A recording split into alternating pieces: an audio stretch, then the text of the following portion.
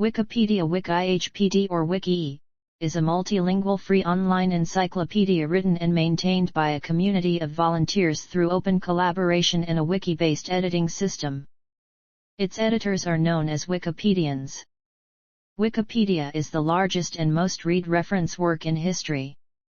It is consistently one of the 10 most popular websites ranked by SimilarWeb and formerly Alexa. As of 2022, Wikipedia was ranked the 7th most popular site. It is hosted by the Wikimedia Foundation, an American non-profit organization funded mainly through donations. On January 15, 2001, Jimmy Wales and Larry Sanger launched Wikipedia. Sanger coined its name as a blend of wiki and encyclopedia. Wales was influenced by the spontaneous order ideas associated with Friedrich Hayek and the Austrian School of Economics after being exposed to these ideas by Austrian economist and Mises Institute senior fellow Mark Thornton. Initially available only in English, versions in other languages were quickly developed.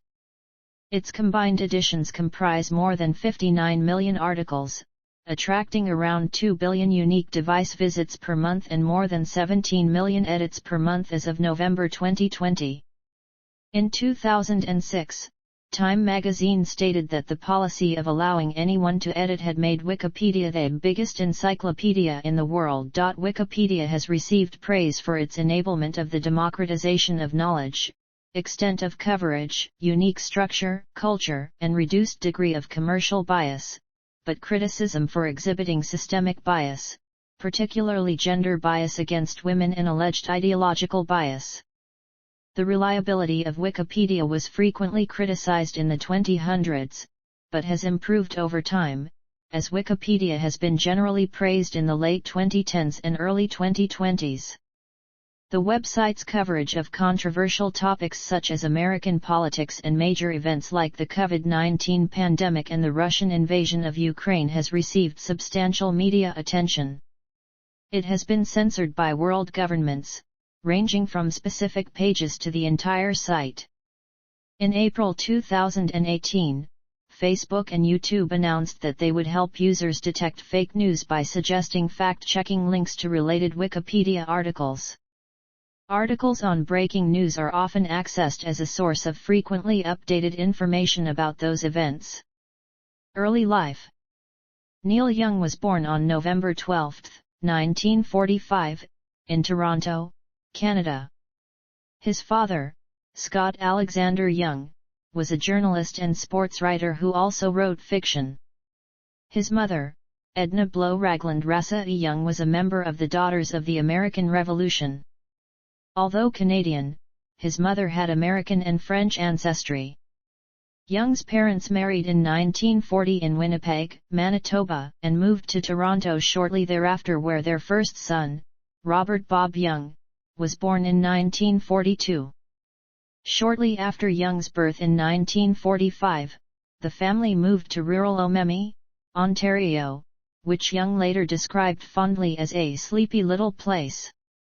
Young contracted polio in the late summer of 1951 during the last major outbreak of the disease in Ontario, and as a result became partially paralyzed on his left side.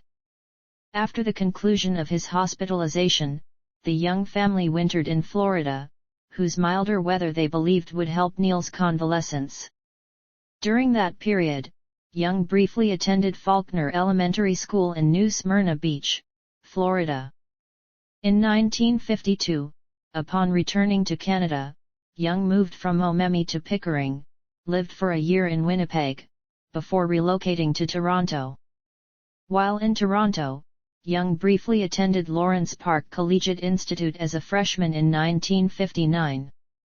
It is rumored that he was expelled for riding a motorcycle down the hall of the school. Young became interested in popular music he heard on the radio. When Young was 12, his father, who had had several extramarital affairs, left his mother. His mother asked for a divorce, which was granted in 1960. Young went to live with his mother, who had moved back to Winnipeg, while his brother Bob stayed with his father in Toronto. During the mid-1950s, Young listened to rock and roll, rockabilly, doo-wop, R&B, country, and western pop.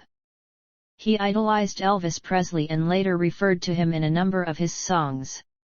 Other early musical influences included Link Wray, Lonnie Mack, Jimmy Gilmer and the Fireballs, The Ventures, Cliff Richard and the Shadows, Chuck Berry, Hank Marvin, Little Richard, Fats Domino, The Chantels, The Monotones, Ronnie Self, The Fleetwoods, Jerry Lee Lewis, Johnny Cash, Roy Orbison, and Gaji Grant. Young began to play music himself on a plastic ukulele, before, as he would later relate, going on to a better ukulele to a banjo ukulele to a baritone ukulele, everything but a guitar. Career. Early career. Young and his mother settled into the working-class area of Fort Rouge, Winnipeg, where he enrolled at Earl Grey Junior High School. It was there that he formed his first band, the Jades, and met Ken Cobluen. While attending Kelvin High School in Winnipeg, he played in several instrumental rock bands, eventually dropping out of school in favor of a musical career. Young's first stable band was the Squires, with Ken Cobluen, Jeff Wuckert, and Bill Edmondson on drums, who had a local hit called The Sultan. Over a 3-year period the band played hundreds of shows at community centers, dance halls, clubs, and schools in Winnipeg and other parts of Manitoba. The band also played in Fort William, where they recorded a series of demos produced by a local producer, Ray D., whom Young called the original Briggs. While playing at the Flamingo, Young met Stephen Stills, whose band The Company was playing the same venue, and they became friends. The Squires primarily performed in Winnipeg and rural Manitoba in towns such as Selkirk, Neepawa, Brandon, and Giroux, with a few shows in northern Ontario. After leaving the Squires, Young worked folk clubs in Winnipeg, where he first met Joni Mitchell. Mitchell recalls Young as having been highly influenced by Bob Dylan at the time. Young said Phil Oakes was a big influence on me, telling a radio station in 1969 that Oakes was on the same level with Dylan in my eyes. Here he wrote some of his earliest and most enduring folk songs such as Sugar Mountain, about lost youth. Mitchell wrote The Circle Game in response. The Winnipeg band The Guess Who had a Canadian top 40 hit with Young's Flying on the Ground Is Wrong, which was Young's first major success as a songwriter. In 1965, Young toured Canada as a solo artist. In 1966, while in Toronto, he joined the Rick James-fronted Mina Birds. The band managed to secure a record deal with the Motown label, but as their first album was being recorded, James was arrested for being AWOL from the Navy Reserve. After the Mina Birds disbanded, Young and the bass player Bruce Palmer decided to pawn the group's musical equipment and buy a Pontiac hearse, which they used to relocate to Los Angeles. Young admitted in a 2009 interview that he was in the United States illegally until he received a green card in 1970. Buffalo Springfield. Once they reached Los Angeles, Young and Palmer met up with Stephen Stills and Richie Furay after a chance encounter in traffic on Sunset Boulevard. Along with Dewey Martin, they formed Buffalo Springfield. A mixture of folk, country, psychedelia, and rock, lent a hard edge by the twin lead guitars of Stills and Young, made Buffalo Springfield a critical success, and their first record Buffalo Springfield sold well after Stills' topical song For What It's Worth became a hit, aided by Young's melodic harmonics played on electric guitar.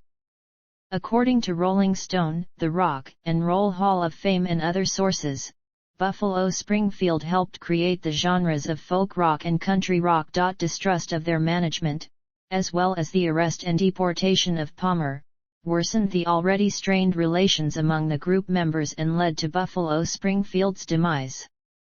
A second album, Buffalo Springfield Again, was released in late 1967, but two of Young's three contributions were solo tracks recorded apart from the rest of the group.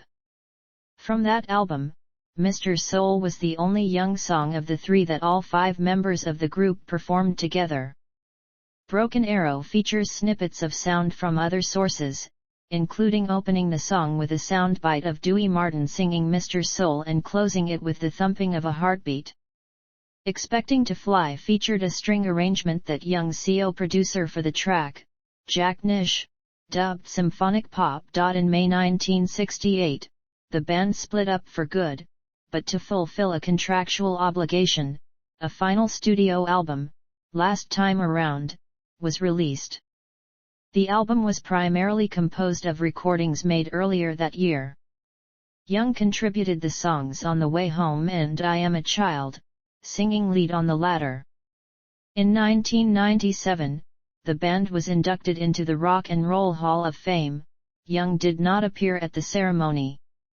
The three surviving members, Furey, Stills, and Young, appeared together as Buffalo Springfield at Young's annual Bridge School benefit on October 23-24, 2010, and at Bonnaroo in the summer of 2011.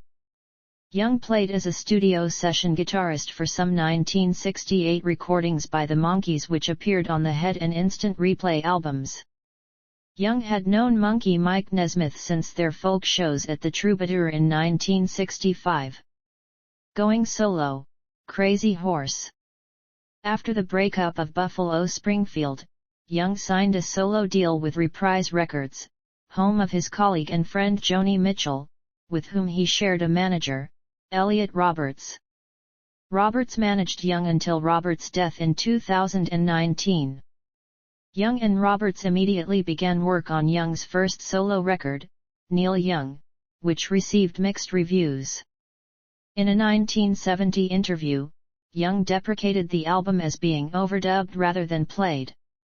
The album contains songs that remain a staple of his live shows, including The Loner. For his next album, Young recruited three musicians from a band called The Rockets, Danny Whitten on guitar, Billy Talbot on bass guitar, and Ralph Molina on drums.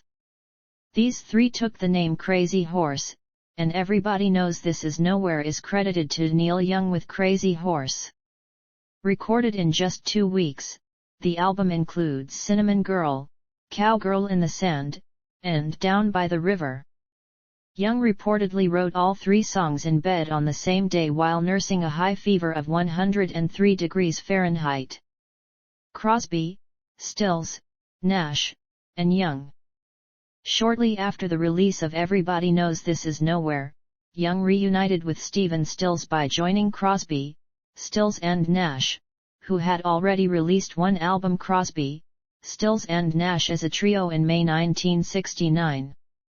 Young was originally offered a position as a sideman, but agreed to join only if he received full membership, and the group winners of the 1969 Best New Artist Grammy Award was renamed Crosby, Stills, Nash and Young.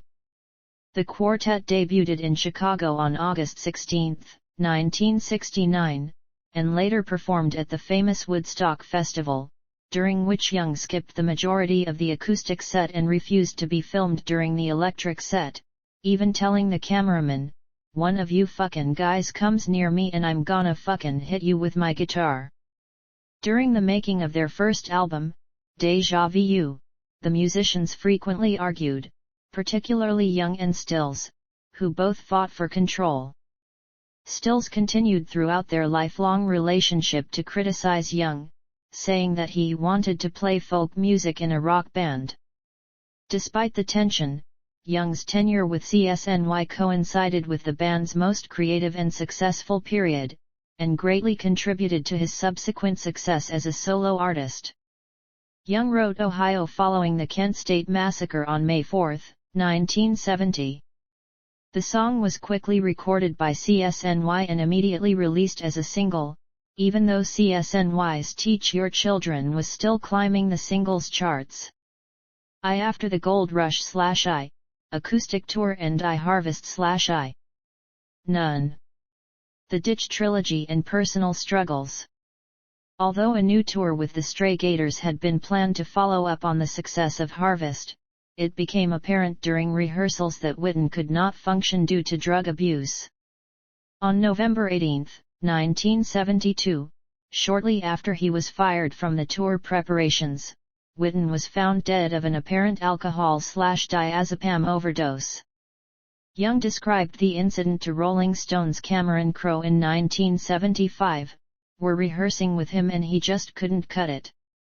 He couldn't remember anything. He was too out of it. Too far gone. I had to tell him to go back to LA. It's not happening, man. You're not together enough. He just said, I've got nowhere else to go, man. How am I gonna tell my friends?" And he split. That night the coroner called me from LA and told me he'd OD'd. That blew my mind. I loved Danny.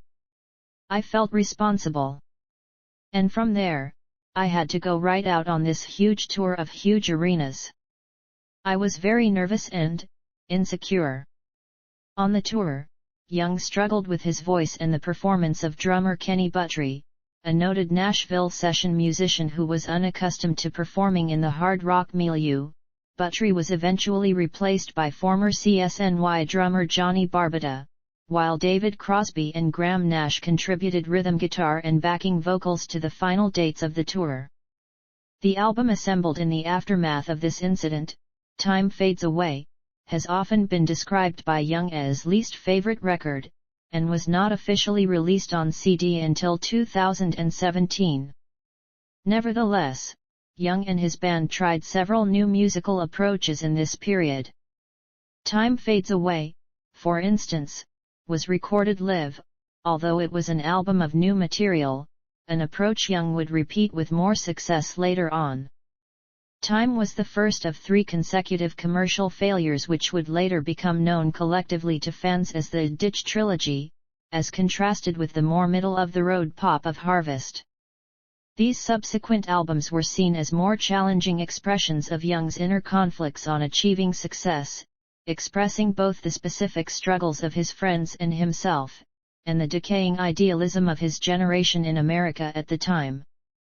In the second half of 1973, Young formed the Santa Monica Flyers, with Crazy Horse's rhythm section augmented by Nils Lofgren on guitar and piano and Harvest/Time Fades Away veteran Ben Keith on pedal steel guitar. Deeply affected by the drug-induced deaths of Witten and roadie Bruce Berry, Young recorded an album specifically inspired by the incidents, Tonight's the Night. The album's dark tone and rawness led Reprise to delay its release, and Young had to pressure them for 2 years before they would do so.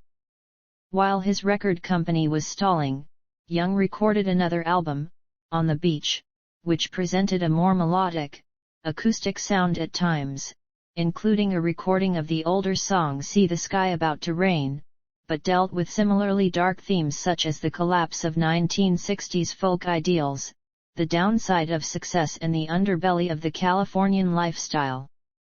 Like Time Fades Away, it sold poorly but eventually became a critical favorite, presenting some of Young's most original work.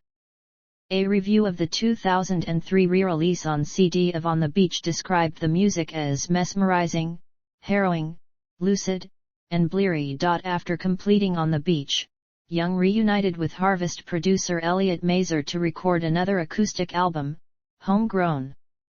Most of the songs were written after Young's breakup with Carrie Snodgrass, and thus the tone of the album was somewhat dark. Though Homegrown was reportedly entirely complete, Young decided, not for the first or last time in his career, to drop it and release something else instead, in this case, Tonight's the Night, at the suggestion of band bassist Rick Danko. Young further explained his move by saying, "It was a little too personal, it scared me." Most of the songs from Homegrown were later incorporated into other Young albums, while the original album was not released until 2020. Tonight's the Night, when finally released in 1975, sold poorly, as had the previous albums of the Ditch Trilogy, and received mixed reviews at the time, but is now regarded as a landmark album. In Young's own opinion, it was the closest he ever came to art. Reunions, retrospectives, and I Rust Never Sleeps / I None. Experimental Years. At the start of the 1980s, distracted by medical concerns relating to the cerebral palsy of his son, Ben, Young had little time to spend on writing and recording. After providing the incidental music to the 1980 film Where the Buffalo Roam, Young released Hawks and Doves, a short record pieced together from sessions going back to 1974. Re-AC Tour, an electric album recorded with Crazy Horse, also included material from the 1970s. Young did not tour in support of either album.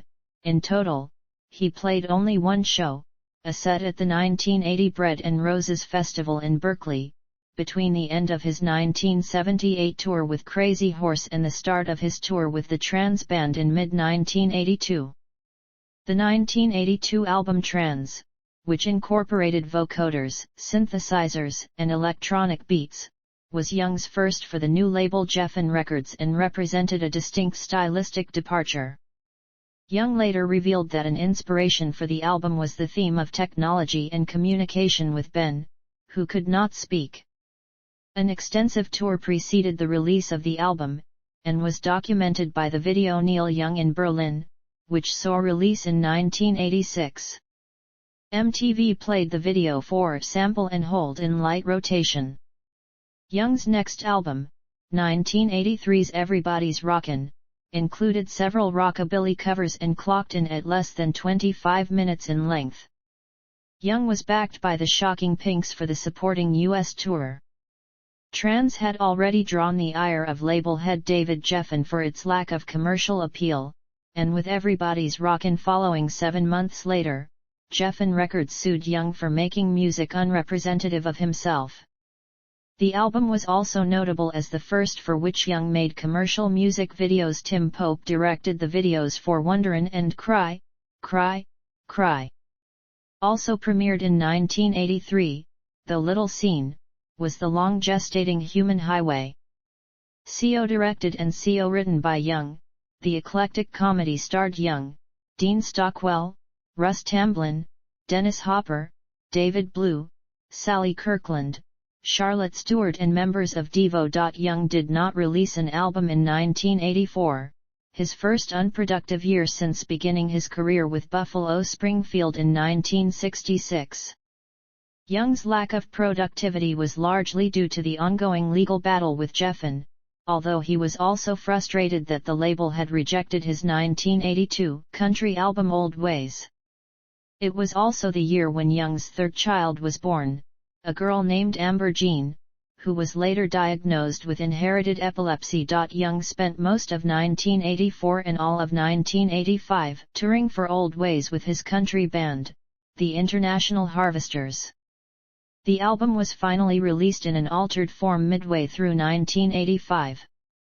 Young also appeared at that year's Live Aid concert in Philadelphia, collaborating with Crosby, Stills and Nash for the quartet's first performance for a paying audience in over 10 years. Young's last two albums for Geffen were more conventional in the genre, although they incorporated production techniques like synthesizers and echoing drums that were previously uncommon in Young's music. Young recorded 1980's IXS Landing on Water without Crazy Horse but reunited with the band for the subsequent year-long tour and final Geffen album, Life, which emerged in 1987. Young's album sales dwindled steadily throughout the 80s. Today Life remains his all-time least successful studio album, with an estimated 400,000 sales worldwide. Switching back to his old label Reprise Records, Young continued to tour relentlessly, assembling a new blues band called the Blue Notes in mid-1987. The addition of a brass section provided a new jazzier sound, and the title track of 1988's This Note's for You became Young's first hit single of the decade. Accompanied by a video that parodied corporate rock, the pretensions of advertising, and Michael Jackson, the song was initially unofficially banned by MTV for mentioning the brand names of some of their sponsors. Young wrote an open letter, "What does the M in MTV stand for, music or money?" Despite this, the video was eventually named Best Video of the Year by the network in 1989. Young reunited with Crosby, Stills, and Nash to record the 1988 album American Dream and play 2 benefit concerts late in the year, but the group did not embark upon a full tour. Young attracted criticism from liberals in the music industry when he supported President Ronald Reagan and said he was tired of people constantly apologizing for being Americans. In a 1985 interview with Melody Maker, he said about the AIDS pandemic, "You go to a supermarket and you see a faggot behind the fucking cash register, you don't want him to handle your potatoes."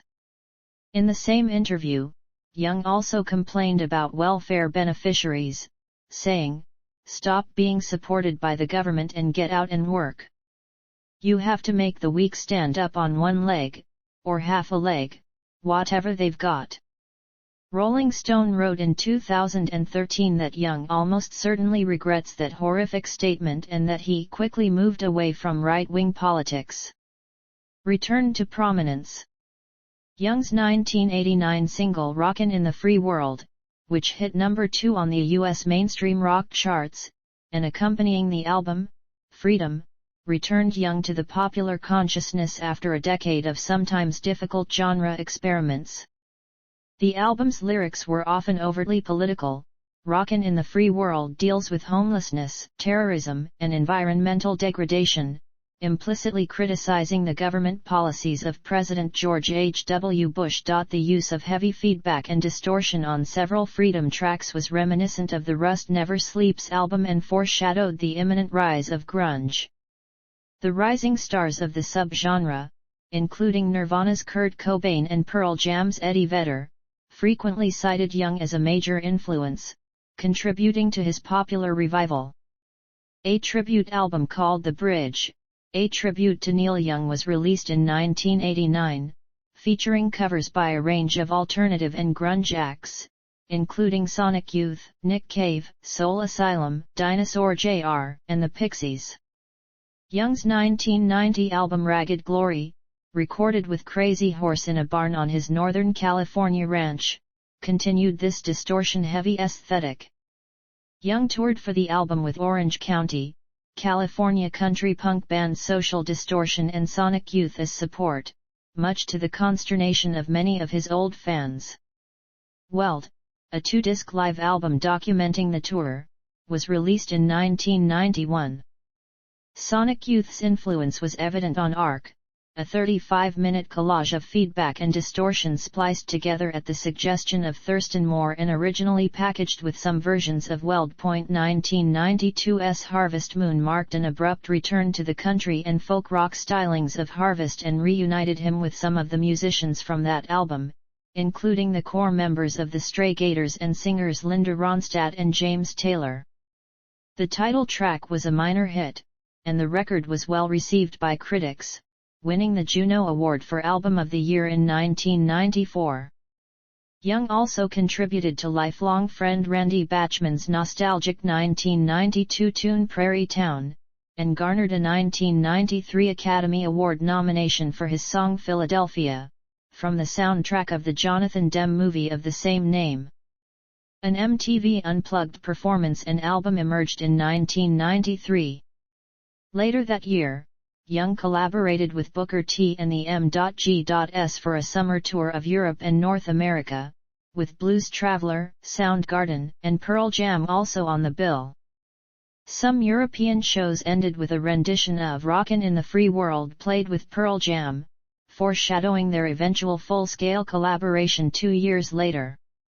In 1994, Young again collaborated with Crazy Horse for Sleeps with Angels, a record whose dark, somber mood was influenced by Kurt Cobain's death earlier that year.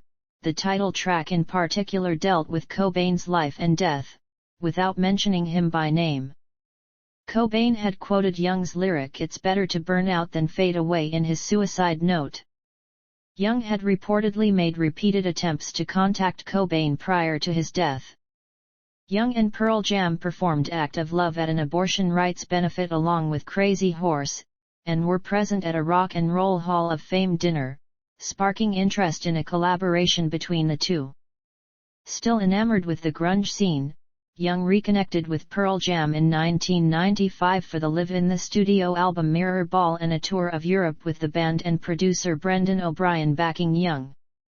1995 also marked Young's induction into the Rock and Roll Hall of Fame, where he was inducted by Eddie Vedder. Young has consistently demonstrated the unbridled passion of an artist who understands that self-renewal is the only way to avoid burning out. For this reason, he has remained one of the most significant artists of the rock and roll era. In 1995, Young and his manager Elliot Roberts founded a record label, Vapor Records. It has released recordings by Tegan and Sara, Spoon, Jonathan Richman, Vic Chestnut, Everest, Peggy Young, Jets Overhead, and Young himself, among others. Young's next collaborative partner was filmmaker Jim Jarmusch, who asked Young to compose a soundtrack to his 1995 black and white Western film Dead Man. Young's instrumental soundtrack was improvised while he watched the film alone in a studio. The death of longtime mentor, friend, and producer David Briggs in late 1995 prompted Young to reconnect with Crazy Horse the following year for the album and tour Broken Arrow. A Jarmusch-directed concert film and live album of the tour, Year of the Horse, emerged in 1997. From 1996 to 1997, Young and Crazy Horse toured extensively throughout Europe and North America, including a stint as part of the HORDE Festival's 6th annual tour. In 1998, Young renewed his collaboration with the rock band Phish, sharing the stage at the annual Farm Aid concert and then at Young's Bridge School benefit, where he joined headliners Phish for renditions of Helpless and I Shall Be Released. Phish declined Young's later invitation to be his backing band on his 1999 North American tour. The decade ended with the release in late 1999 of Looking Forward, another reunion with Crosby, Stills, and Nash. The subsequent tour of the United States and Canada with the reformed quartet earned $42.1 million, making it the 8th largest grossing tour of 2000. Health condition and new material. Neil Young continued to release new material at a rapid pace through the first decade of the new millennium. The studio album Silver and Gold and live album Road Rock Volume 1 were released in 2000 and were both accompanied by live concert films. His 2001 single Let's Roll was a tribute to the victims of the September 11th attacks, and the effective action taken by the passengers and crew on Flight 93 in particular. In 2003, Young released Greendale, a concept album recorded with Crazy Horse members Billy Talbot and Ralph Molina. The songs loosely revolved around the murder of a police officer in a small town in California and its effects on the town's inhabitants. Under the pseudonym Bernard Shaky, Young directed an accompanying film of the same name, featuring actors lip-syncing to the music from the album. He toured extensively with the Greendale material throughout 2003 and 2004, first with a solo, acoustic version in Europe, then with a full-cast stage show in North America, Japan, and Australia. Young began using biodiesel on the 2004 Greendale tour, powering his trucks and tour buses with the fuel. Our Greendale tour is now ozone-friendly, he said. I plan to continue to use this government-approved and regulated fuel exclusively from now on to prove that it is possible to deliver the goods anywhere in North America without using foreign oil, while being environmentally responsible. In March 2005, while working on the Prairie Wind album in Nashville, Young was diagnosed with a brain aneurysm.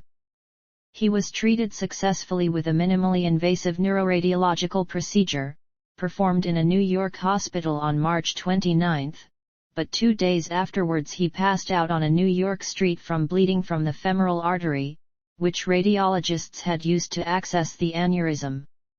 The complication forced Young to cancel his scheduled appearance at the Juno Awards telecast in Winnipeg, but within months he was back on stage, appearing at the close of the Live 8 concert in Barrie, Ontario, on July 2. During the performance, he debuted a new song, a soft hymn called When God Made Me. Young's brush with death influenced Prairie Wind's themes of retrospection and mortality. The album's live premiere in Nashville was recorded by filmmaker Jonathan Demme in the 2006 film Neil Young, Heart of Gold. Activism, philanthropy, and as a humanitarian. Young's renewed activism manifested itself in the 2006 album Living with War, which, like the much earlier song Ohio, was recorded and released in less than a month as a direct result of current events. Most of the album's songs rebuked the Bush administration's policy of war by examining its human costs to soldiers, their loved ones, and civilians, but Young also included a few songs on other themes and an outright protest song entitled Let's Impeach the President, in which he asserted that Bush had lied to lead the country into war. While Young had never been a stranger to eco-friendly lyrics, themes of environmentalist spirituality and activism became increasingly prominent in his work throughout the 1990s and 2000s, especially on Greendale and Living with War. The trend continued on 2007's Chrome Dreams 2, with lyrics exploring Young's personal eco-spirituality. Young remains on the board of directors of Farm Aid, an organization he co-founded with Willie Nelson and John Mellencamp in 1985. According to its website, it is the longest-running concert benefit series in the U.S. and it has raised $43 million since its first benefit concert in 1985. Each year, Young hosts and performs with well-known guest performers who include Dave Matthews and producers who include Evelyn Shriver and Mark Rothbaum, at the Farm Aid annual benefit concerts to raise funds and provide grants to family farms and prevent foreclosures, provide a crisis hotline, and create and promote home-grown farm food in the United States. In 2008, Young revealed his latest project, the production of a hybrid-engine 1959 Lincoln called Link Volt. A new album loosely based on the Link Volt project, Fork in the Road, was released on April 7, 2009. A Jonathan Demme concert film from a 2007 concert at the Tower Theatre in Upper Darby, Pennsylvania, called The Neil Young Trunk Show premiered on March 21, 2009, at the South by Southwest Film Conference and Festival in Austin, Texas. It was featured at the Cannes Film Festival on May 17, 2009, and was released in the U.S. on March 19, 2010, to critical acclaim. In 2009, Young headlined the New Orleans Jazz and Heritage Festival, and Glastonbury Festival in Pilton, England, at Hard Rock Calling in London and, after years of unsuccessful booking attempts, the Isle of Wight Festival. Young has been a vocal opponent of the proposed Keystone XL oil pipeline, which would run from Alberta to Texas. When discussing the environmental impact on the oil sands of Fort McMurray, Alberta, Young asserted that the area now resembles the Japanese city of Hiroshima in the aftermath of the atomic bomb attack of World War II. Young has referred to issues surrounding the proposed use of oil pipelines as scabs on our lives. In an effort to become more involved, Young has worked directly with the Athabasca Chippewayan First Nation to draw attention to this issue, performing benefit concerts and speaking publicly on the subject. In 2014, he played 4 shows in Canada dedicated to the Honor the Treaties movement, raising money for the Athabasca Chippewayan Legal Defense Fund. In 2015, he and Willie Nelson held a festival in Neligh, Nebraska, called Harvest the Hope, raising awareness of the impact of oil sands and oil pipelines on Native Americans and family farmers. Both received honors from leaders of the Rosebud, Oglala Lakota, Ponca, and Omaha nations, and were invested with sacred buffalo robes. Young participated in the Blue Dot Tour, which was organized and fronted by environmental activist David Suzuki, and toured all 10 Canadian provinces alongside other Canadian artists including the Barenaked Ladies, Feist, and Robert Bateman. The intent of Young's participation in this tour was to raise awareness of the environmental damage caused by the exploitation of oil sands. Young has argued that the amount of CO2 released as a byproduct of oil sand oil extraction is equivalent to the amount released by the total number of cars in Canada each day. Young has faced criticism by representatives from within the Canadian petroleum industry, who have argued that his statements are irresponsible. Young's opposition to the construction of oil pipelines has influenced his music as well. His song, "Who's Going to Stand Up?" was written to protest this issue, and features the lyric "Ban fossil fuel and draw the line / before we build one more pipeline." In addition to directly criticizing members of the oil industry, Young has also focused blame on the actions of the Canadian government for ignoring the environmental impacts of climate change. He referred to Canadian Prime Minister Stephen Harper as an embarrassment to many Canadians, a very poor imitation of the George Bush administration in the United States. Young was also critical of Barack Obama's government for failing to uphold the promises made regarding environmental policies during his election campaign. Young recorded a rock Starbucks, a coffee shop, in response to Starbucks' possible involvement with Monsanto and use of genetically modified food. The song was included on his 2015 concept album The Monsanto Years. 2010s. On January 22, 2010, Young performed Long May You Run on the final episode of The Tonight Show with Conan O'Brien. On the same night, he and Dave Matthews performed the Hank Williams song Alone and Forsaken, for the Hope for Haiti Now, a global benefit for earthquake relief charity telethon, in response to the 2010 Haiti earthquake. Young also performed Long May You Run at the closing ceremony of the 2010 Olympic Winter Games in Vancouver, British Columbia, Canada.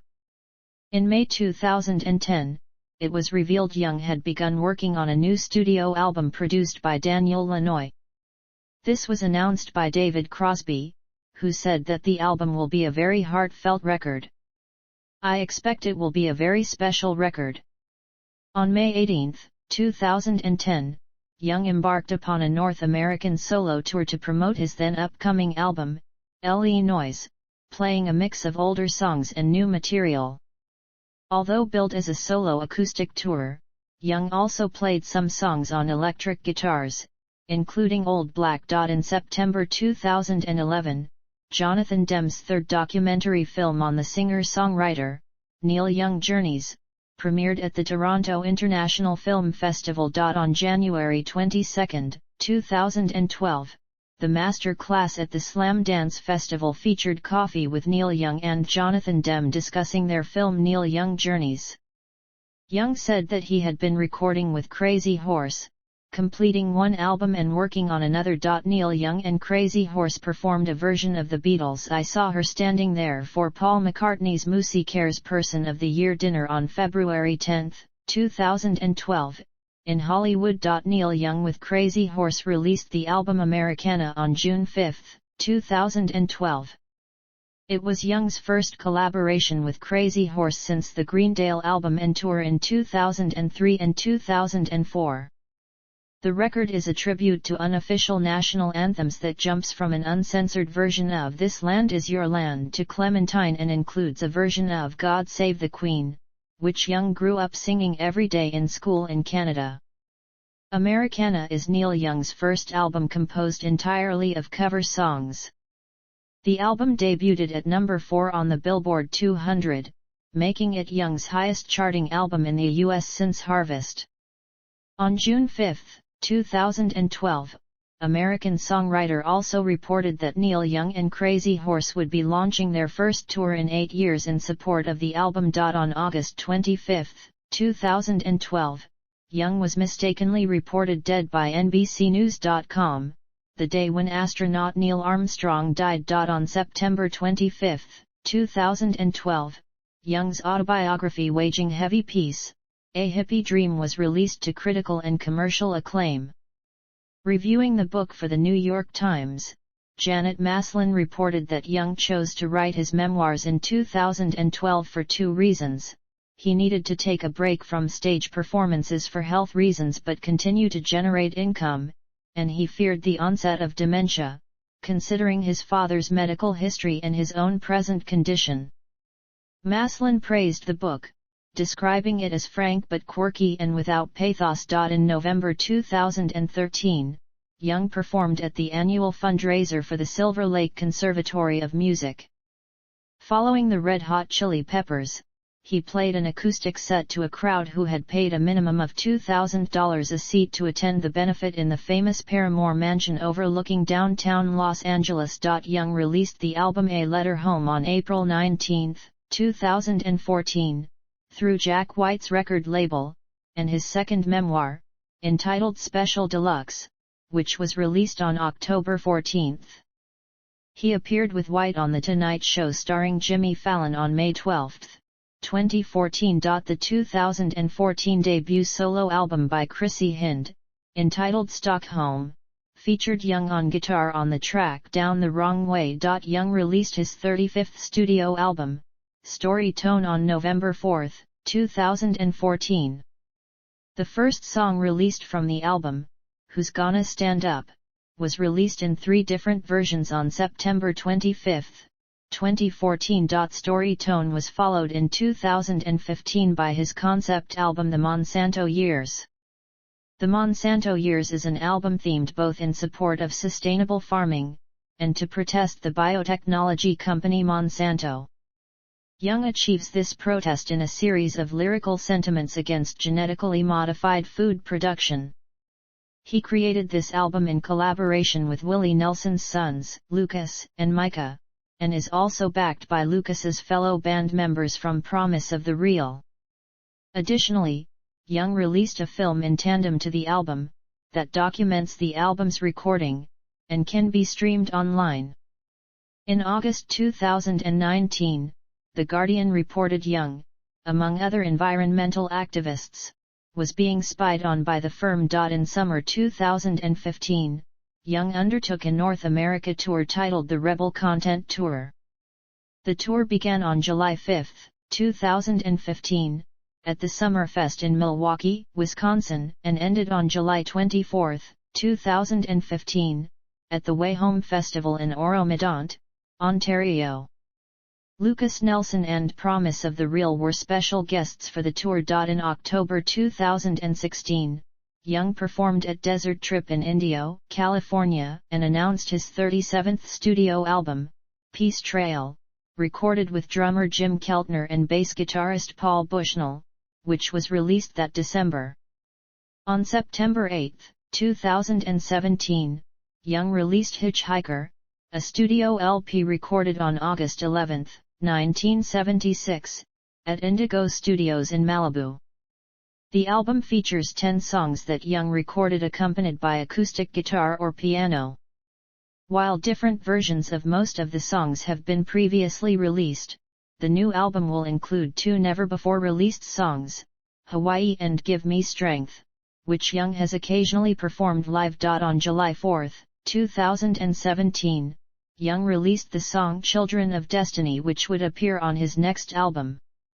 On November 3, 2017, Young released Already Great, a song from The Visitor, an album he recorded with Promise of the Real and released on December 1, 2017. On December 1, 2017, Young performed live in Omemee, Ontario, Canada, a town he had lived in as a child. On Record Store Day, April 21, 2018, Warner Records released a 2-vinyl LP special edition of Roxy, Tonight's the Night Live, a double live album of a show that Young performed in September 1973 at the Roxy in West Hollywood, with the Santa Monica Flyers.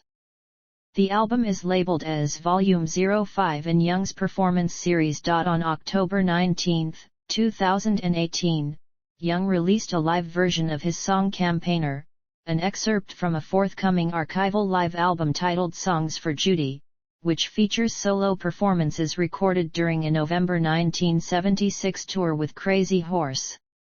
It will be the first release from his new label Shaky Pictures Records. In November 2018, shortly after his home had been destroyed by the California wildfire, Young criticized President Donald Trump's stance on climate change. In December 2018, Young criticized the promoters of a London show for selecting Barclays Bank as a sponsor. Young objected to the bank's association with fossil fuels. Young explained that he was trying to rectify the situation by finding a different sponsor. Neil Young was among hundreds of artists whose material was destroyed in the 2008 Universal fire. On August 19, 2019, Neil Young and Crazy Horse announced the forthcoming release later in August 2019 of the new song Rainbow of Colors, the first single from the album Colorado, Young's first new record with the band in 7 years. Since 2012's Psychedelic Pill. Young, multi-instrumentalist Nils Lofgren, bassist Billy Talbot and drummer Ralph Molina recorded the new album with Young's CO producer, John Hanlon, in spring 2019. The 10 new songs are ranging from around 3 minutes to over 13 minutes.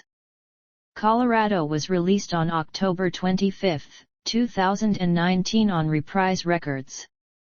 On August 30, 2019, Young unveiled Milky Way, the first song from Colorado, a love ballad he had performed several times at concerts, both solo acoustic and with promise of the real 2020s. In February 2020, Young wrote an open letter to President Trump, calling him a disgrace to my country. On August 4, 2020, Young filed a copyright infringement lawsuit against Trump's re-election campaign for the use of his music at campaign rallies. In April 2020, Young announced that he was working on a new archival album, Road of Plenty, comprising music made with Crazy Horse in 1986 and rehearsals for his 1989 Saturday Night Live appearance. On June 19, Young released a lost album, Homegrown. He recorded it in the mid-1970s following his breakup with Carrie Snodgrass, but opted not to release it at the time, feeling it was too personal. In September, Young released a live EP, The Times. Young shared the news via his video for his new song Lookin' for a Leader, stating, "I invite the president to play this song at his next rally. A song about the feelings many of us have about America today." In January 2021, Young sold 50% of the rights to his back catalogue to the British investment company Hypnosis Songs Fund. The value was estimated to be at least $150 million. Young and Crazy Horse released a new album, Barn, on December 10, 2021. The first single, Song of the Seasons, was released on October 15, followed by Welcome Back on December 3, along with a music video. A standalone will be released on Blu-ray and will be directed by Daryl Hannah. Young also confirmed that he had completed his third book, Canary, his first work of fiction. On January 24, 2022, Young posted an open letter threatening to remove his music from the audio streaming service Spotify if it did not remove the Joe Rogan Experience podcast from the platform. Young accused the podcast of COVID-19 misinformation, writing that Spotify has a responsibility to mitigate the spread of misinformation on its platform. On January 26, Young's music was removed from Spotify, with the spokesperson for the company stating that Spotify wanted all the world's music and audio content to be available to Spotify users and that it had a great responsibility in balancing both safety for listeners and freedom for creators. Subsequently, other artists such as Joni Mitchell and the members of Crosby, Stills, and Nash removed their music from Spotify, in agreement with Young's stance. Director General of the World Health Organization Tedros Adhanom Ghebreyesus also praised Young's action. Archives Project. In an interview in 2008, Young discussed Toast, an album originally recorded with Crazy Horse in San Francisco in 2000 but never released. On July 14, 2009, Young's first 4 solo albums were reissued as remastered HD CD discs and digital downloads as discs 1/4 of the original release series of the Archives. As of 2019, Young has launched a subscription website and application where all of his music is available to stream in high-resolution audio. The Neil Young archives also include his newspaper, The Times Contrarian, the Hearst Theatre, and photographs and memorabilia from throughout his career. Personal life. Homes and residency. Young's family was from Manitoba, where both his parents were born and married. Young himself was born in Toronto, Ontario, and lived there at various times in his early life, as well as Omemee and Pickering, Ontario, before settling with his mother in Winnipeg, Manitoba, where his music career began and which he considers his hometown. Young has been outside Canada since 1967. After becoming successful, he bought properties in California.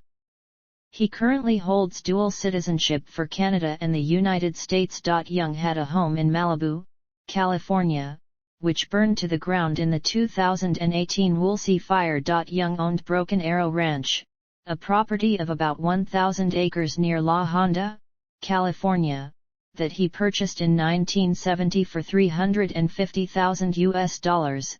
The property was subsequently expanded to thousands of acres. He moved out and gave Peggy Young the ranch after their divorce in 2014. Young's son Ben lives there. Young announced in 2019 that his application for United States citizenship had been held up because of his use of marijuana. In 2020, the issue was resolved and he became a United States citizen. Relationships and family. Young married his first wife, restaurant owner Susan Acevedo, in December 1968. They were together until October 1970, when she filed for divorce. From late 1970 to 1975, Young was in a relationship with actress Carrie Snodgrass. The song A Man Needs a Maid from Harvest is inspired by his seeing her in the film Diary of a Mad Housewife. They met soon afterward and she moved in with him on his ranch in Northern California.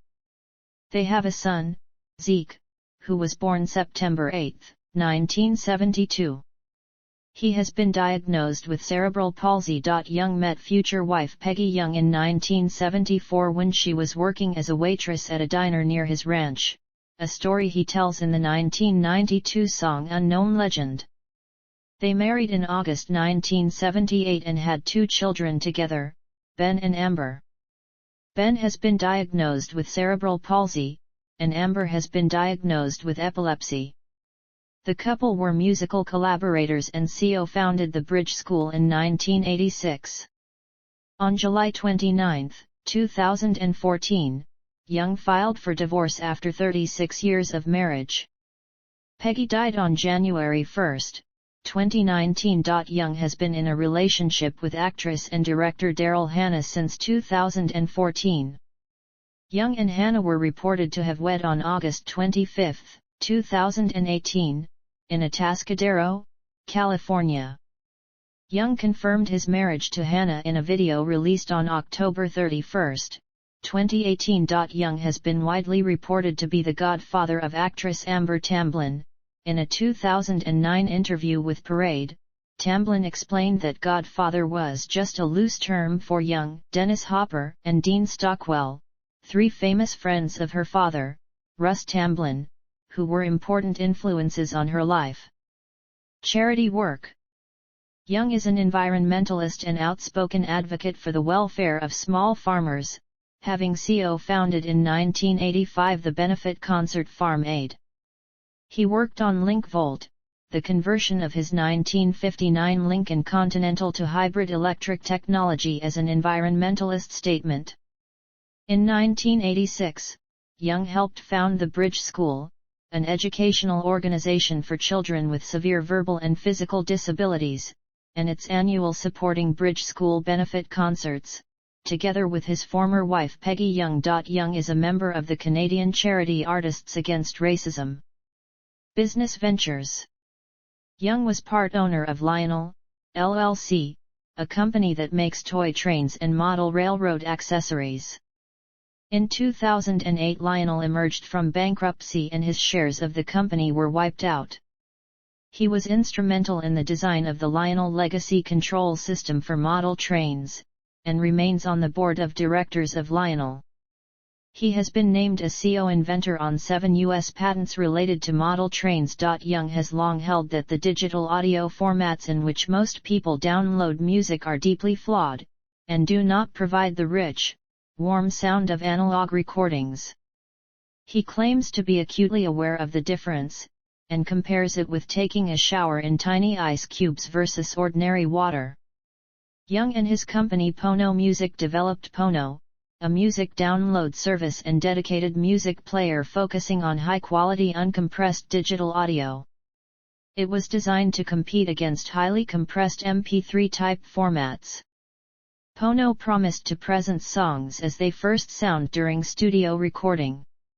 The service and the sale of the player were launched in October 2014. Instruments. Guitars. In 2003, Rolling Stone listed Young as 83rd in its ranking of the 100 greatest guitarists of all time, describing him as a restless experimenter, who transformed the most obvious music into something revelatory. Young is a collector of second-hand guitars, but in recording and performing, he uses frequently just a few instruments, as is explained by his longtime guitar technician Larry Craig in the film Neil Young, Heart of Gold. They include a late 1950s Gretsch White Falcon purchased by Young near the end of the Buffalo Springfield era.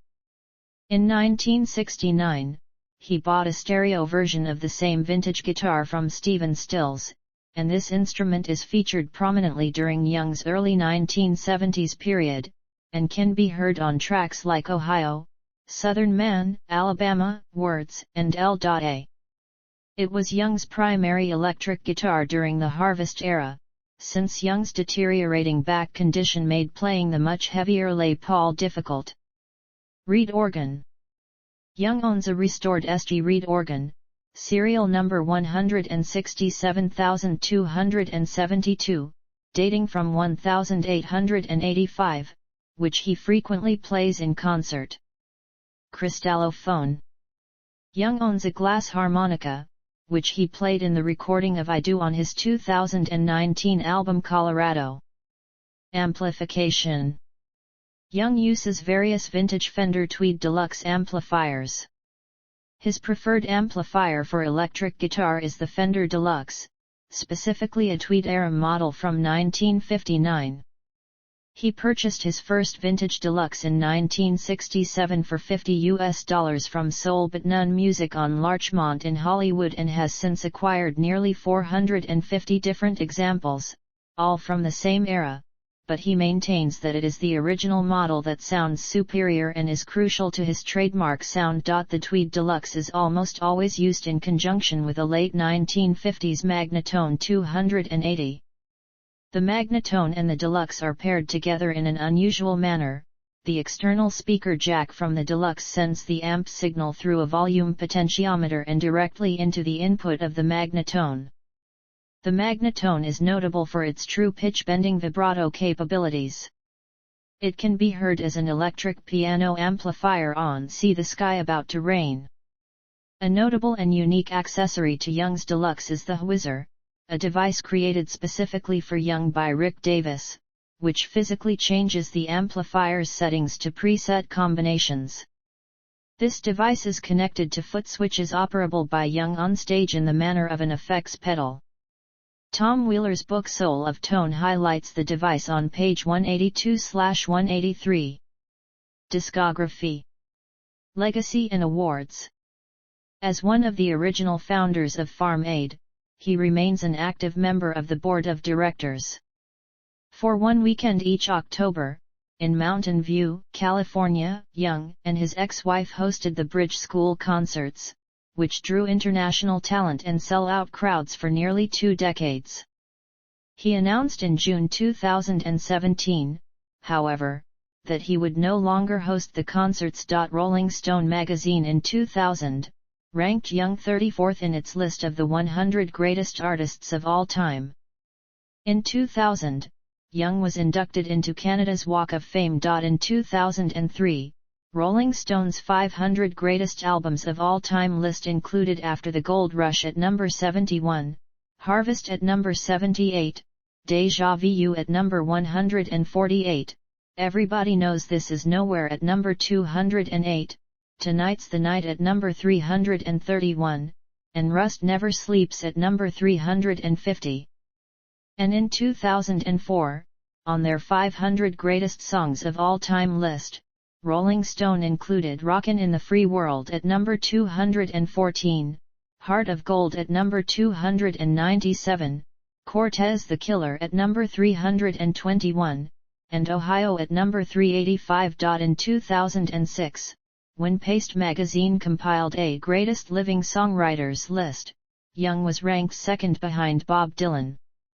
He ranked 39th on VH1's 100 Greatest Artist of Hard Rock that same year.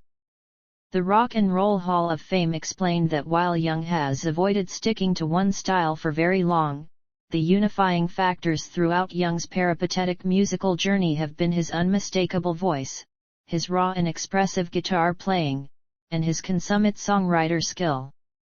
According to acclaimed music, Young is the 7th most celebrated artist in popular music history. After the Gold Rush, Harvest, Deja Vu, and Ohio have all been inducted into the Grammy Hall of Fame. Young's political outspokenness and social awareness influenced artists such as Blind Melon, Phish, Pearl Jam, and Nirvana. Young is referred to as the godfather of grunge because of the influence he had on Kurt Cobain and Eddie Vedder and the entire grunge movement. Vedder inducted Young into the Rock and Roll Hall of Fame in 1995, citing him as a huge influence. Young is cited as being a significant influence on the experimental rock group Sonic Youth, and Thom Yorke of Radiohead.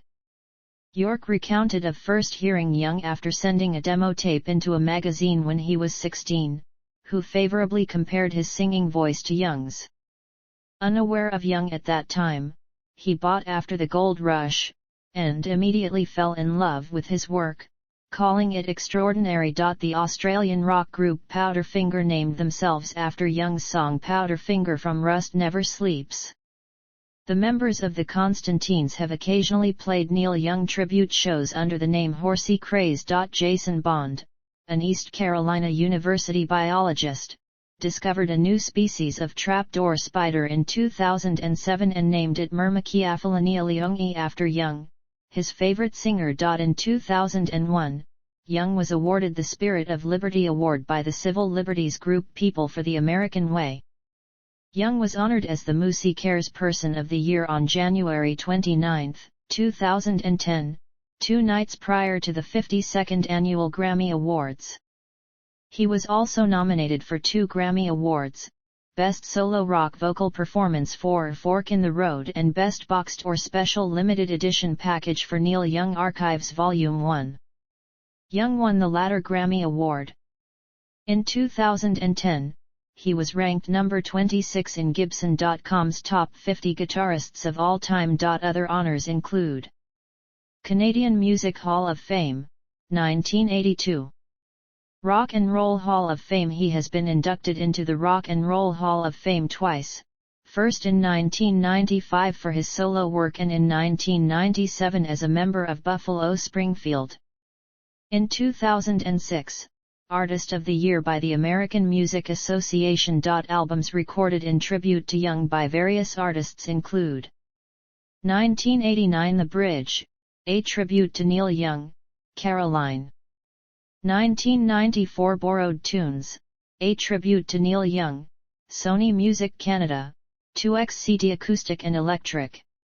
1999 This Note's for You Too, a tribute to Neil Young, In-Betweens Records 2XCD. 2000 Getting High on Neil Young, a bluegrass tribute, CMH Records. 2001 Everybody Knows This Is Norway, a Norwegian tribute to Neil Young, Switch Off Records. 2001 Mirrorball Songs, a tribute to Neil Young, SALD, Japan. 2006 Headed for the Ditch, a Michigan tribute to Neil Young, Lower Peninsula Records 2XLP. 2007 Borrowed Tunes 2, A tribute to Neil Young, 2x CD acoustic and electric, Universal Music Canada 2x CD. 2007 Like a Hurricane. 2008 More Barn A tribute to Neil Young, Sloth Tro Music. 2008 Cinnamon Girl Women artists cover Neil Young for charity, American Laundromat Records 2x CD. 2012 Music is Love, a singer-songwriter tribute to the music of CSNY Route 66 2x CD. Grammy Awards. Juno Awards. MTV Video Music Awards.